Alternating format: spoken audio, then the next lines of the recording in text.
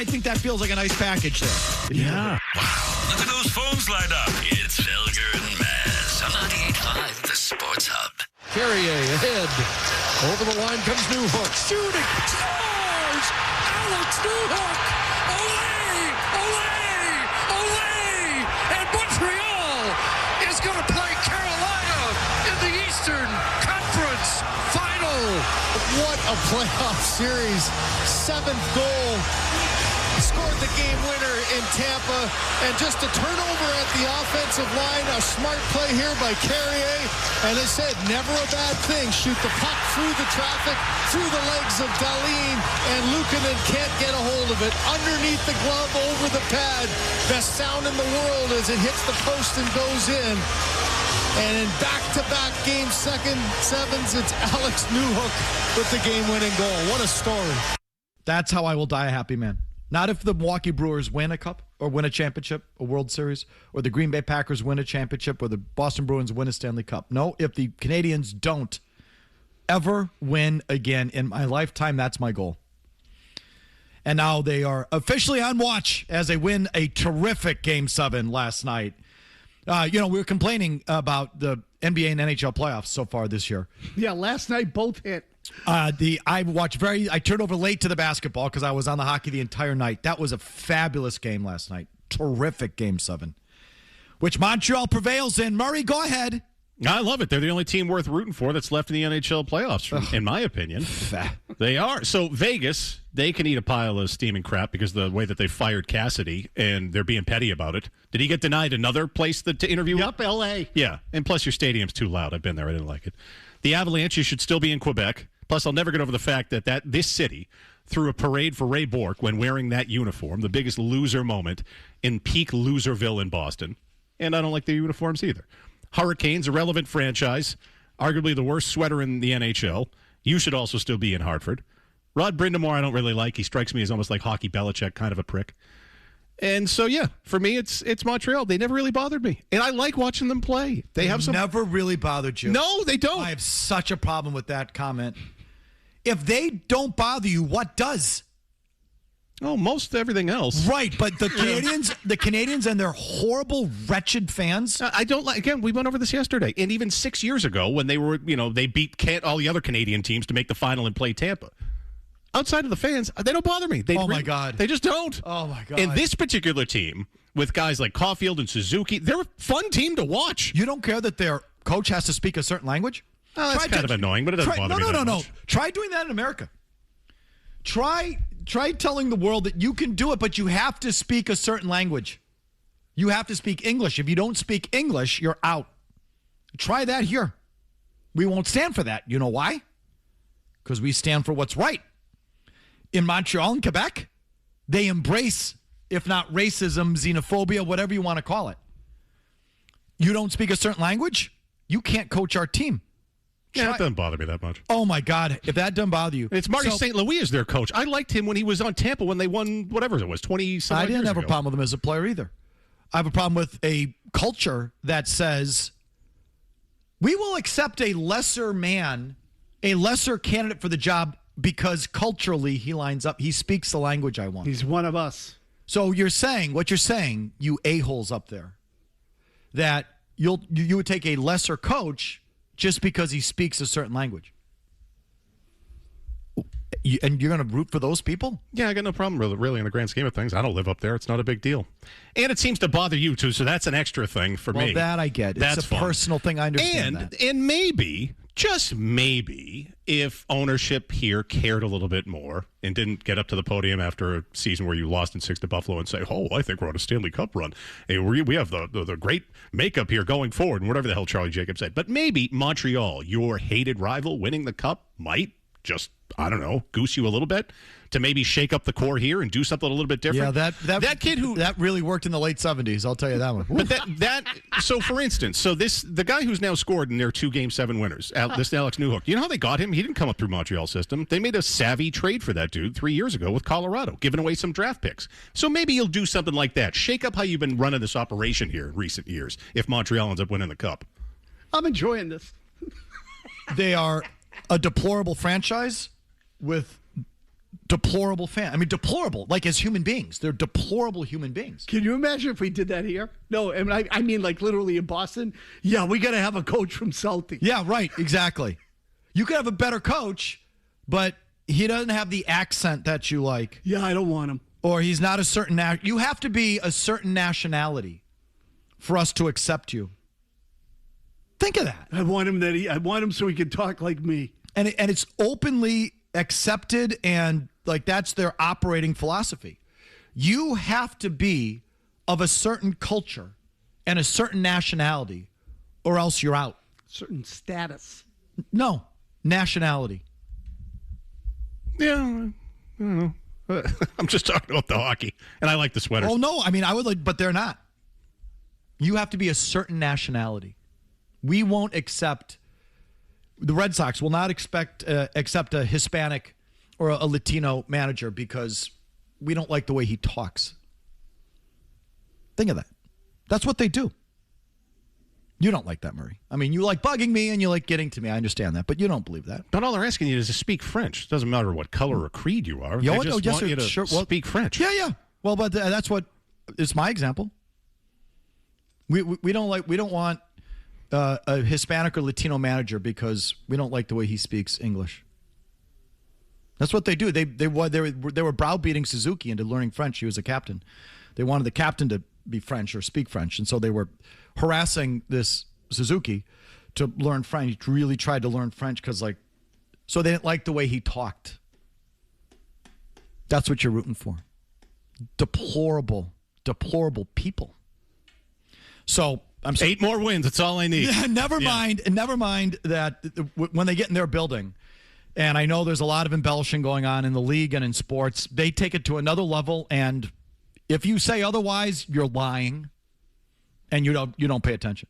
They flop and dive and sort of work calls like no other team. It's different there. It's different in that building, and anyone who watches it knows it. They're deplorable, and I wish them nothing but bad things. So, but now I'm worried because Carolina wants to gag. That's in their blood.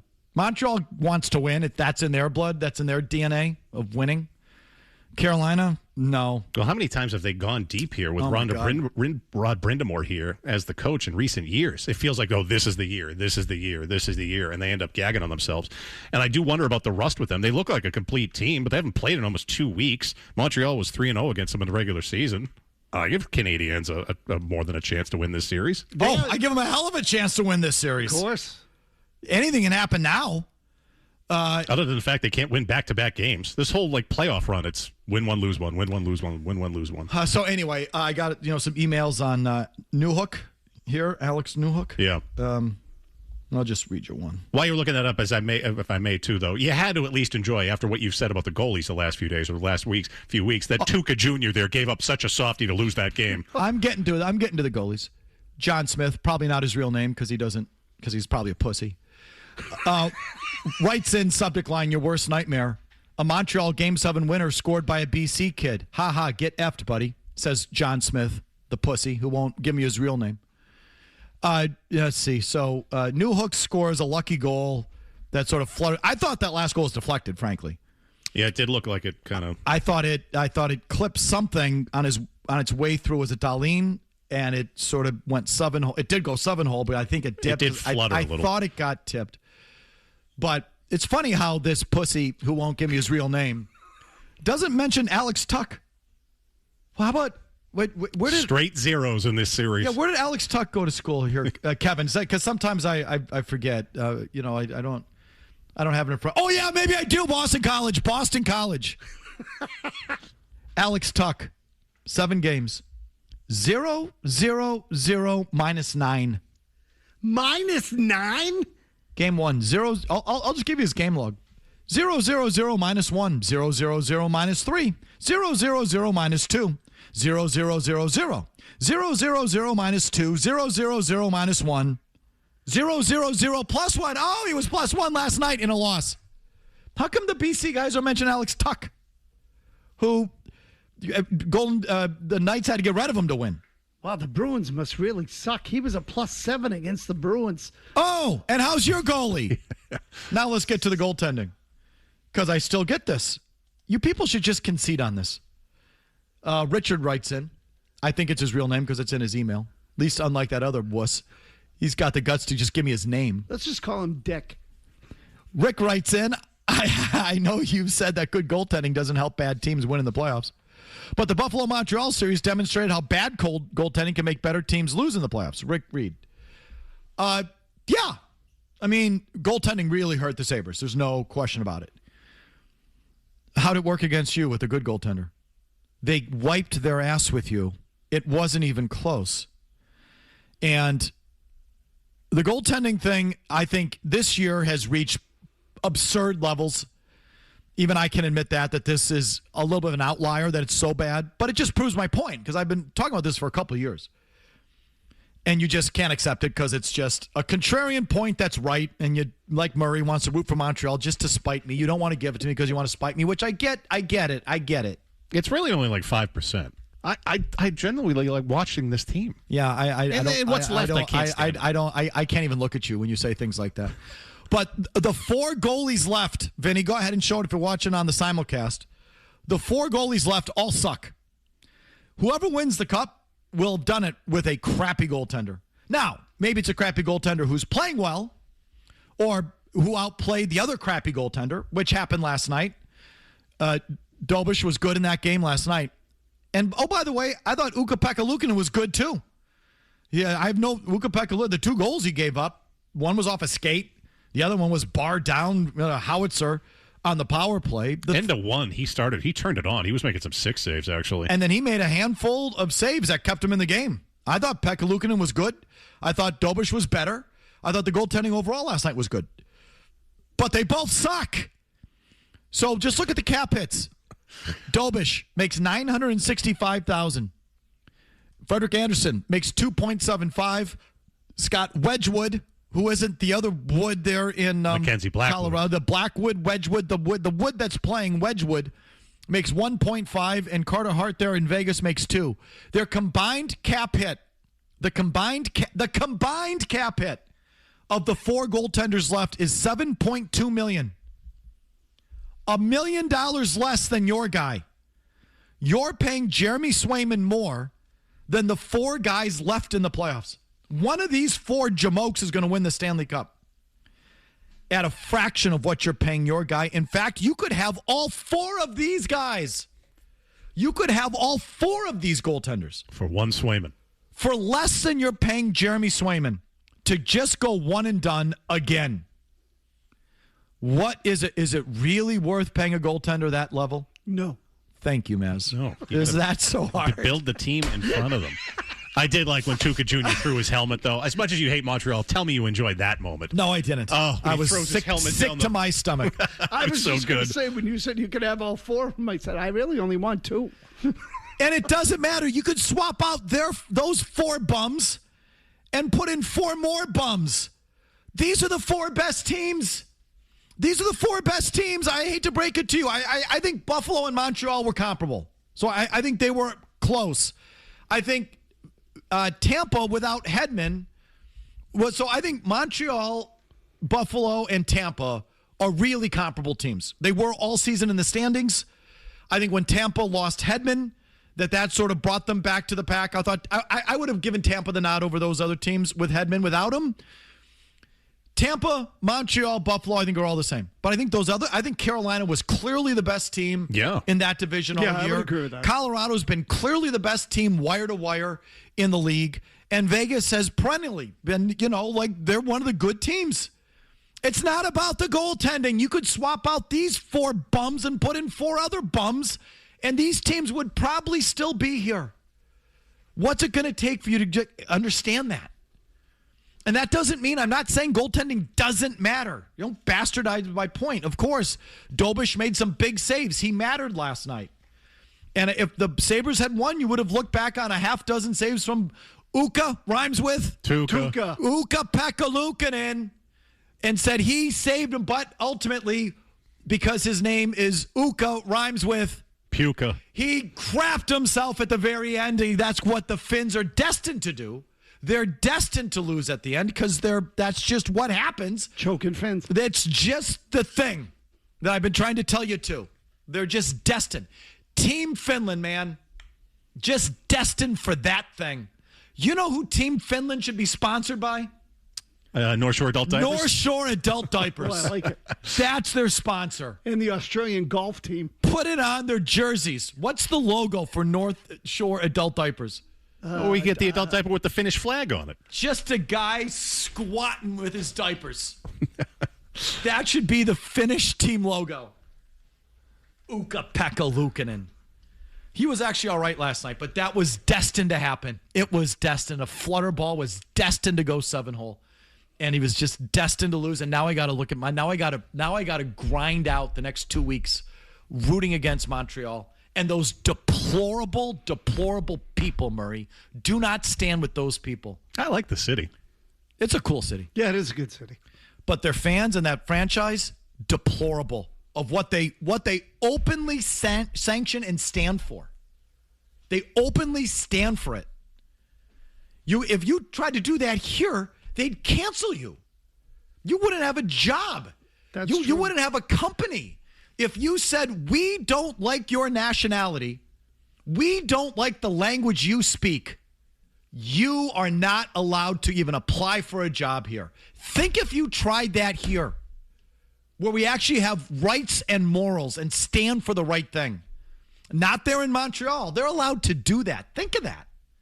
Just wrap your head around that. I don't like your nationality. I don't like the way you talk. You are denied a job. We won't even interview you. Think of that.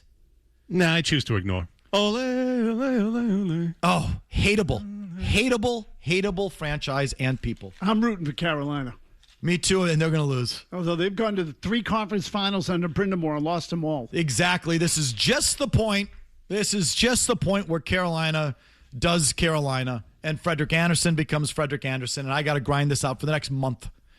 Montreal's making the final. And now Colorado was another a sneaky choking team. And now that's like my last hope. So we'll see. Okay. I'm going to take a breath now. We're going to take a word from our sponsor. We'll come back with your calls. Don't go anywhere. Mike and Tony have a definite chemistry. Are they? 100%. Are they? Yes, 100. Do I stutter? Do you Consider them the periodic table of sports talk. Put that in your pipe and smoke it. Sorry. We need to blow a gasket. No. Blow it, baby. Blow it. Felger and Mazz. High ball, left field, that's deep, backing up Collins, back it up, it carries, and it is gone. Home run, Willson Contreras, number 10. The Red Sox at last break through. 2-run bomb for the Red Sox first baseman, and it is 2-0 Boston. That went 435 feet. Thank you, Wilson. Been a couple games now, right? You're waiting for a Willson Contreras 2-run homer. This time here, he gets a little sinker down and in. Didn't get in enough. Wilson, number 10 on the year. Again, just like in Atlanta, kind of searching for that vet guy, the guy in the clubhouse. They can kind of slow things down a little bit when things aren't going well. Look at it, started outer half, right down the middle of the plate. Can't miss that one. He does not, and hits it a long way. Yeah, Willson. Yeah, you got it right. Willson Contreras. I get them mixed up, too, all the time. Wilson and William. Willson Contreras with the big home run last night. Red Sox win. Mazz, your thoughts? Okay, so look, again, they've had some good wins of late. Usually they've been happening with Sonny Gray on the mound. Shocker. I told you. I, too, can admit when I was wrong. You can? At least based on how he's pitched thus far. His ERA now is 2.93. He's 5-1. And the last 2 games, he's been dynamite. Being 5-1 on this team is no, that's no small thing. Exactly right. There's 6 games under 500. And so look at to me, but what you got there is what? Like, what was the backbone to that win last night? 2 veteran guys. Like, and I know the Red Sox got some money in these deals too, but the point is they're veteran players that can keep your team together. They don't have enough of them. This was part of the problem when they built the freaking roster over the winter. You needed more guys who are capable of filling major holes so the young guys could just plod along. So am I happy to see the win? Sure. Yeah, why not? Can they string them together? I have no idea because they still have the same effing problem. Their last 5 wins are by scores of 4-0, 2-0, 3-1, 3-2, 3-1. So if they don't pitch, they can't win. It's that simple. And they've been pitching well, so tonight they might just as easily lose 3-1. This is the problem when you build a team like this. So the pitching's been good. Yes, they still can't effing hit. Back to your phones. Mixing Red Sox with our basketball and hockey talk. 617-779-0985. Bones in Plainville. Yes, Bones. Hey, what's up, boys? I can't believe that I'm saying this, but I actually agree with Felger. I think that the goalie emphasis right now within the Bruins organization needs to be changed. And the reason why I'm saying that is I'm going to bring up one name, Bob Essena. He's the goalie coach within the Bruins organization. Goalie Bob. Essenza. And he's tenured the longest at Bruins organization. And Jordan, what's the guy say the St. Louis goalie? Bones, Bennington, what's your point? Just land the plane. My point is that I believe that moving forward, the Bruins should trade Swayman. I traded him yesterday. His no movement clause kicks in next month, or July 1, or whatever the new league year is. This month is your last chance to trade him. Better hustle. You got 12 days. Is it 12 days? Today's May 19th. You said June 1, right? I thought I said July 1. Oh, sorry. I thought you said June 1. Whenever the NHL league year begins. Sometimes it's July 1, July 4, whatever. It's usually that first week of July. I traded him yesterday. And he's a good goalie. They're just not worth what you think they are. And to me, a goalie's kind of a final piece. Like if I'm Buffalo, they got to get a goalie. I'm not stupid about the thing. Goaltending hurt them. They need a better goalie. But not someone you pay $8 or $9 million a year. No. For them, I'd sign my roster. I'd make sure I sign my roster and then do what I can to upgrade goalie after everything else. Montreal, this Dobish is a rookie, makes $965,000. I'd be real careful about overpaying him. I'd be much more concerned about Lane Hudson and their good young players. I'd sign my roster players and deal with goalie at the end. What the Bruins should do is eat a little Swayman's money, too, and get themselves a real player back. I think Korpisalo's still making $4 million or something. He is. And he's on, I think, for another year. Mike, they have annually been among the league leaders when it comes to money that they commit to goaltending every year. They do it all the time. And, so they put an undue value on goaltending. But he mentioned, Jonas Korpisalo is on the hook for the next 2 years. That's crazy. I don't remember if Ottawa picked up salary, but the cap hit for you the next 2 years is $4 million. So over $12 million? That's stupid. And what makes it more annoying, so the caller mentioned Bob Essenza, goalie Bob. They know how to develop these guys. For instance, Brandon Bussi and Dan Vladar, who are on other teams, and then their ownership will stand up there and say, well, we're spread across the league. How about you just hang on to one of these guys that's good and don't pay them a lot? Just rifle through them. Right. Bruins are second highest in the league in money committed to goaltending. Vancouver was first. Wow, was it Markstrom? Who's the big guy there? They missed the playoffs, right? Yes, right. Yes, they did. Yeah. Okay, so I don't even remember who their goalie is, but yeah. But Murray makes a brilliant point. If you had just hung on to your system, guys, and gone through them, Vladar, Bussi, did you mention anyone else? Those are the two I mentioned. This DiPietro. Now this DiPietro. Yep. Those other teams are getting starting level goaltending from those guys at pennies on the dollar, as opposed to overspending for overspending for Korpisalo, overspending for Swayman, overspending on Tuukka Rask. I mean, you've had great goaltending for 30 straight years. I mean, you really have. Goalie Bob must be great. Even your backups were good. Like even when Halak would go in there, he'd be great. Great. You're getting great goaltending. You develop the guys. You coach them well. You're getting it. What has it got you? 1 and done, 2 and done. It hasn't netted out to a difference because your team's not good enough. So, and the current playoff landscape just confirms it.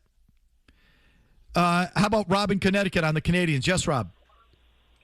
Yeah, about the coach speaking French. It's like, how would you like for a coach for the Red Sox to not be able to speak English?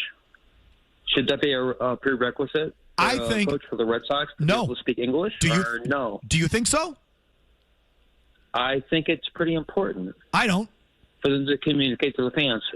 So if the coach from the Red Sox can only speak Russian, you're fine with that. If he's winning me championships, you bet he could speak. Could speak the native tongue from the planet Ziptonia. As far as I could care, I want the best guy. Just got to get a good translator. It wouldn't bother me whatsoever. And I think the vast majority of Red Sox fans would feel the same way. I think there'd be a portion, maybe that guy, who'd say, no, he's got to speak English. There's Sam the Eagle out there. No, American. American. You got to speak American. You're not America. Most of us, I don't care if he spoke like a freaking hedgehog. I don't care what language you speak. If you win, speak however you want. Don't speak at all if you want. Don't most of us feel that way? I don't care if the guy speaks English. Black, white, green, purple with pink polka dots. English, French, Hispanic, from the planet Ziptonia, from the planet Uranus. I don't care. Most of us don't care what you look like, what you sound like if you win. Montreal? No, sir. No, sir. If you are a brilliant hockey coach that wins at the highest level, but you don't speak the right language, out. No. Out. That's what those people stand for. And if you root for those people, Murray, then you need to check yourself at the door. I'm fine with it. Johnny, Connecticut. Go ahead, John. Hey, Mike. Sometimes your nutty takes, you remind me of Khrushchev taking off his shoe and pounding on the table. I like that. And nutty stuff. But you're knocking the 7'5" center of the Spurs. Someone's got to do it. He's just really tall. Isn't that like when everyone's carrying on about the guy? He's just freakishly tall. Doesn't that speak to like the... So his game's not unique for a guy who's that size? It's not his fault. It's like the flaw in the sport. He's just really tall. But go ahead. I'm sorry. Well, even people who are 6'4" can't even tie their own shoes or chew bubble gum and walk. Murray.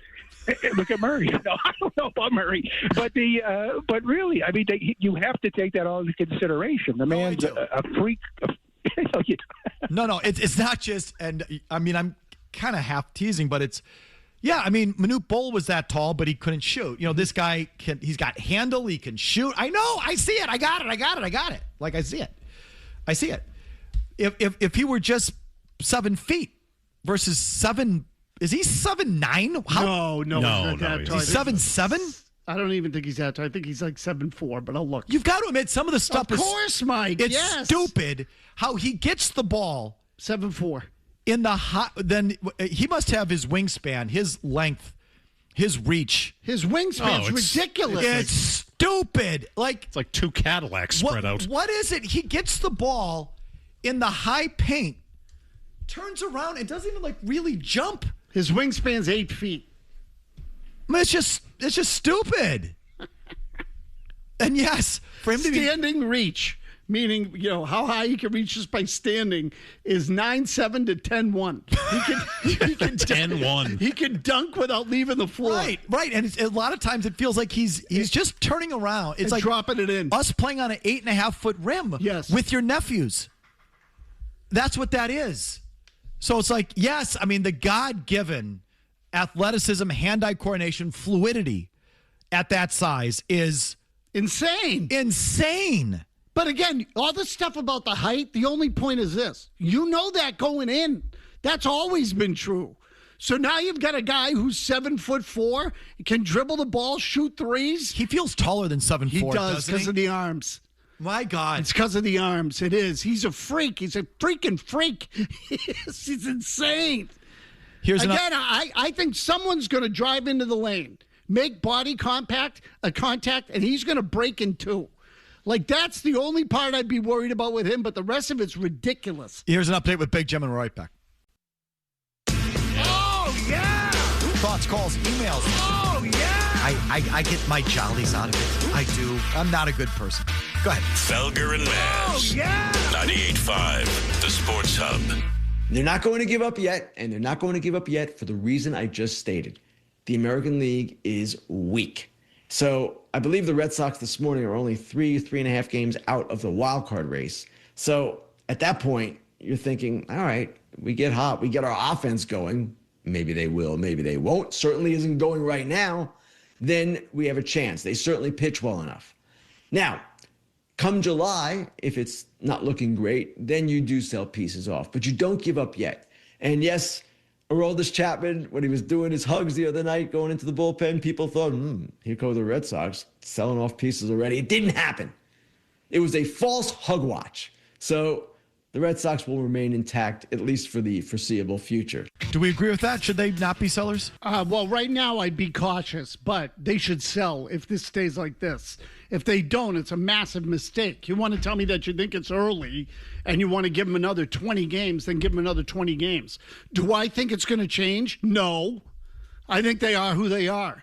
They kind of suck, frankly. Kind of. And if you go right around the diamond, I was looking at this today, because years ago, Theo Epstein gave sort of a rough idea of how he would build the roster.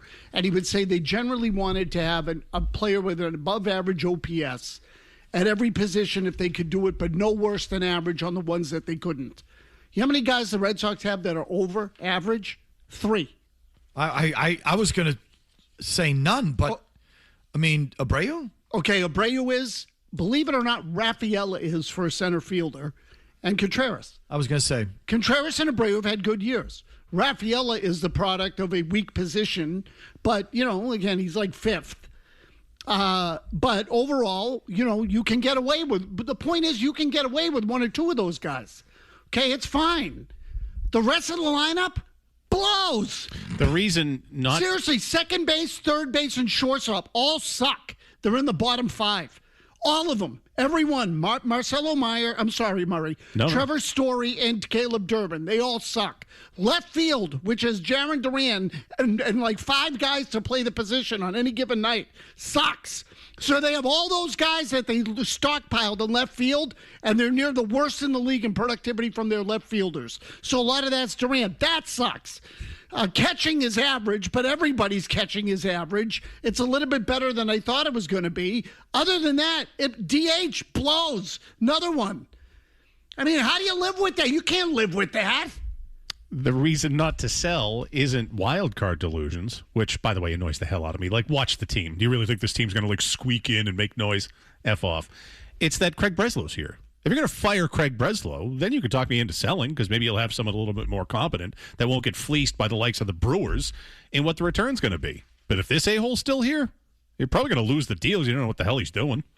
It's hard to entrust him with this pivotal, sort of turning point in the organization. I totally agree. If he's not your guy, he can't drive the plane. Exactly right. It's the worst part of the whole thing is that this is your way out. Fly it right into the mountain. Yeah, it's scary. And I think you already know this. Did you see the tweet, Mike, from Jason Varitek's wife? Yes. The smartest man in baseball. I saw it. I just don't care about the Varitek thing. I got sick to death about hearing about Jason Varitek from you people like 15 years ago. So I don't care that they treated him poorly. I don't care that they fired him.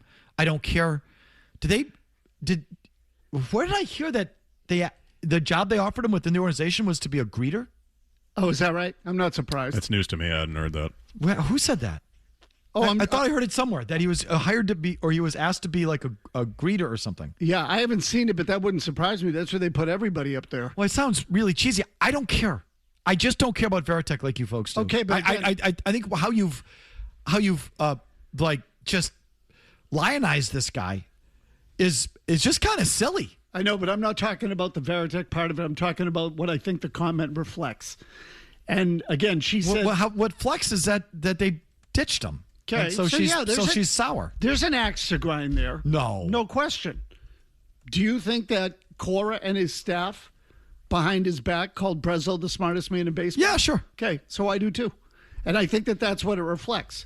That I just want to hear from the Varitek's. Okay, well, whatever. Whoever we hear it from. I mean, when does sourcing matter? It's the comment that's important. It's like, oh, Breslow thinks he's the smartest guy in the room. Well, he isn't. He's an idiot. They're perfectly nice people, I'm sure, the Varitek's. But if he's such a hot got to have it candidate. Like, then just get a job in Major League Baseball if you're so sought after. Well, he's turned down 2 from Seattle and San Francisco, but this isn't Mazz's point. Well, so let's take the next one. But it's just the Veritek thing that I get caught up on. Of course, the people. Yes, of course, the baseball people are at odds with the front office. Breslow's a complete dolt. A nothing burger. I wonder. So Veritek's gone, the staff's gone, Cora's gone. How many people are left that still feel that way? Who's ever left? That weren't hired by Breslow. I'm sure plenty. I mean, we're going to start playing political games and say, okay, well then the people who were hired by Breslow aren't going to say that. But how many people in the organization feel that way still? I'm sure there's plenty. I'm sure everyone who wasn't hired by him. I'm sure everyone that doesn't owe their job to him looks at him and goes, this guy is a complete stiff. Definitely. So this is ultimately what I'm getting at. Because he is a complete stiff. The Red Sox are fractured big time on the inside. They have a guy running the organization right now that I'm not sure a lot of people believe in. And I know I don't believe in him. I don't think the fans believe in him. How many guys has he evaluated and gotten wrong here in the last 2 or 3 years? 27. A lot. I mean, it's a crap ton. Really? But it's a crap ton. So, again, I just don't need the Veritex to tell me. This is how we all should feel about Craig Breslow. He's just another clone. And I don't even know if he's a good clone or I think he's just like the previous guy. No better, no worse. Kind of different in some ways, a little more cutthroat with the office politics, obviously. Breslow didn't let Cora axe him like Bloom let Cora axe him. So Breslow's a little bit more ready to win the office political game. Mm-hmm. But as a baseball guy, what's the diff? Just another stiff. Definitely. Who doesn't understand people, or even though this clone played the game, you wouldn't know it. He doesn't understand the human element, doesn't understand the intangibles of the game. Just reads off the spreadsheets just like the last guy. Complete stiff. So, of course, Core's people feel that way. Of course, the Veritex feel that way. They're right to feel that way. And I'm sure anyone there who wasn't hired by Breslow feels that way. I don't need any convincing on that. Okay. And I get it, so you can't give that guy the trade deadline. You know what I mean? Yeah, look, that's your point, right? I told you, I don't believe in the guy. I haven't believed in him in a long time.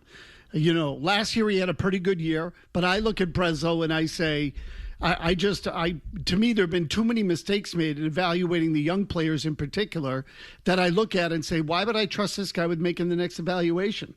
Who's the lefty that went to the Brewers? Kyle Hendricks? Is it Harrison? No, Harrison. Kyle Harrison. Yeah, he's like 5-1 with the 209 ERA. So this happened with Quinn Priester. It happened with Kyle Harrison. And if they say, well, we had lefties to give, fine. And what you got for him is Caleb Durbin. So who made that evaluation? Marcelo Meyer looks to me like he can't play. Okay, I'm really starting to get to that point. You really feel that way? I'm starting to get to that point. He can't hit. Defensively, he can play. I can find a million guys who can play good defense and can't hit. One of them's Isaiah Kiner-Falefa. You got him, too. Caleb Durbin can play a little bit of defense, can't hit. So if they can't hit, what good are they? I can find any freaking clown to play the defense. So they should be selling. But I still like the thing that we were talking about last week. Carabas and my, Fakakta Mike Trout rumor, something like that. If whether you believe in Mike Trout or Fernando Tatis, or there's another play there where you package up, so you're not really selling, but you're trading Duran, you're trading Meyer and or Anthony, you're trading Early and or Tolley, and you're coming home with a franchise player. An asses and seats name that energizes the fan base. That I would do. But are we back to the same problem? Are you trusting Breslow to do it? No, and I don't think he has the balls to do it. So that type of deal requires some nuts. Well, it also takes the owner saying, I want you to do this. Yeah, it does. I mean, that could happen. Because that's overall direction of the franchise that the owner has to weigh in on. Yes. John, you're losing half your prospects here that are going to be cost-controlled, team-controlled players for something that's going to cost you a lot more in a single contract. So that's an ownership decision. But then it's the GM's job to say this prospect over that prospect, Meyer or Anthony. early or Tolley. Correct. You know what I mean? Yeah, and I wouldn't trust him to do it. How could you possibly? No, the only way a deal like that happens is if ownership demands it, in which case you've got the wrong guy doing it. So I understand your point on that. I think there's a better chance of ownership demanding it than Breslow doing it on his own. Oh, definitely. Because I think he's borderline ballless. But they're in Pork City, man, right now. They are. It's again, I felt this way from the second that it fell apart with Cora and they blew out the staff. I went, this is bad. There's nobody to push back now. They're going whole hog analytics. That's what they're going to do. And they're headed, and their prospects have sucked. They've misevaluated a crap ton of people, and they're headed down the wrong road. I think they're headed toward another rebuild, starting all over. Back to your phones at the top of the hour. Do not go anywhere here on Felger and Mazz.